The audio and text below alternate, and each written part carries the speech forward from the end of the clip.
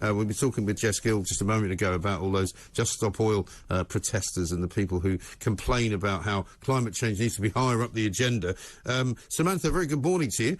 Let's talk a bit about these vegan types who keep pouring milk all over the place. What is going on with them?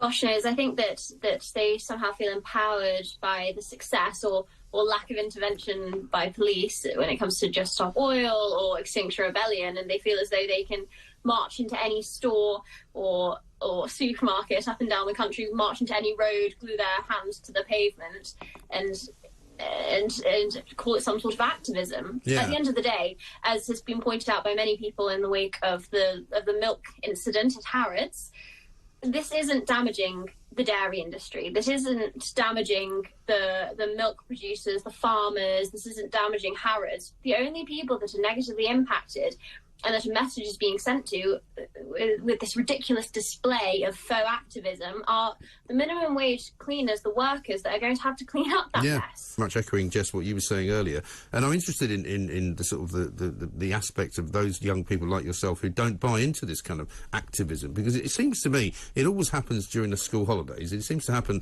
not just because the students are revolting, as it were, but some of the teachers take part in it as well. They sort of actively encourage you to be, you know, a planet sort of saver, don't they? I think this is just a symptom of people who have been raised on the Hunger Games and Harry Potter, and now they want to be a chosen one. I think if you look at our history curriculum, it's people fighting oppression, and most of the time rightfully so. But now what's our battle?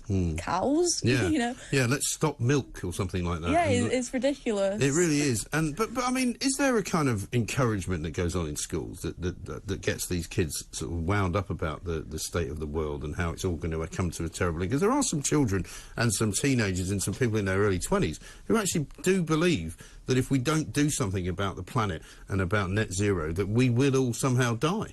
Oh yeah, absolutely. Like, the whole education system is completely woke, from decolonising the curriculum to, I don't know, encouraging students to take the day off from... For Earth Day or something, yeah, right? for that kind of stuff. I remember I was probably like in year 8 at the time, but there was a series of protests on the climate, and teachers were like, yeah, you should definitely go to that. Right. How is this promoting their education? Actually encouraging kids to go and be civilly disobedient. I mean, there's a story this morning on the front page of the Times, which we'll get to later, about universities blacklisting harmful, in their words, harmful literature. So basically works of literacy that they don't agree with, including novels like The Underground Railroad, which has been removed permanently from a course in Essex, even though it was a Pulitzer Prize-winning novel.